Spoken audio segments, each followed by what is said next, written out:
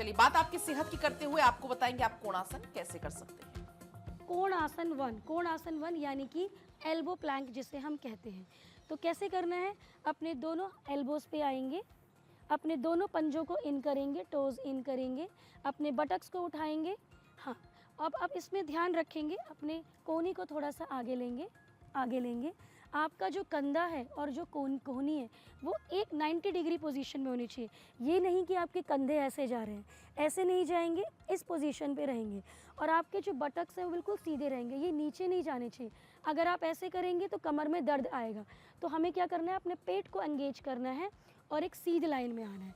अब हो सकता है शुरुआत में आप इस पोस्चर को नहीं कर पाएँ, तो जो बिगिनर्स हैं वो किस तरीके से करेंगे, अपने घुटनों को ज़मीन पे रख देंगे, बाकी पोजीशन को ऐसे मेंटेन रखेंगे, कंधे पीछे करेंगे इस पोजीशन में, लाइक दिस।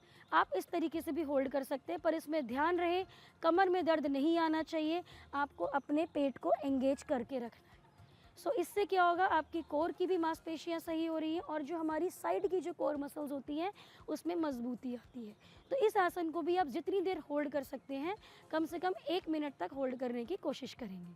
धीरे से वापस आएंगे, रिलैक्स करेंगे मकर आसन में, सांस भरेंगे, सांस छोड़ेंगे, सांस भरेंगे, सांस छोड़ेंगे।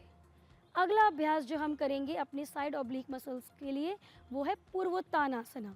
सो पूर्वोत्तानासना के लिए सबसे पहले दंडासन में आएंगे, तो धीरे से उठेंगे, दोनों पैरों को सीधा सामने कर लेंगे, दोनों हाथों को पीछे लेके जाएंगे। हाँ, इस तरीके से आपने जाना है, कंधों को पीछे रखना है। सबसे इम्पॉर्टेंट है इसमें अपनी छाती को अपने ऊपर उठाना है। अब टोस को आगे की तरफ रखेंगे। अब श्वास भरते हुए अपने बटक को उठाएंगे। ध्यान रहे आपकी कोर की मसल्स बिल्कुल एंगेज होनी चाहिए, उसको लूज़ नहीं छोड़ना है। जब आप इस पोजीशन में आ जाएंगे तो धीरे से अपनी गर्दन को रिलैक्स करना है।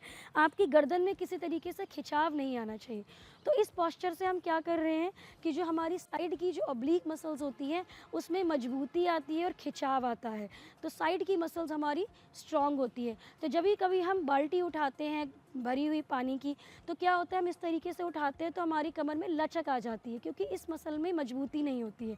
तो इस आसन से हम इस मसल की मजबूती कर रहे हैं, जिसकी वजह से कोई हम भारी सामान उठाएं तो हमारे कमर में दर्द नहीं आए। कोशिश करें इस आसन को 10 काउंट तक शुरुआत में होल्ड करें, फिर धीरे धीरे 1 मिनट तक। धीरे से वापस आएंगे और शशांक आसन में रिलैक्स करेंगे। तो शशांक आसन में जाएंगे, अपने दोनों अंगूठों को मिलाएंगे पीछे से, दोनों घुटनों में थोड़ा सा गैप करेंगे और फिर धीरे से नीचे रेस्ट करेंगे, अपने फोरहेड को टच कर देंगे।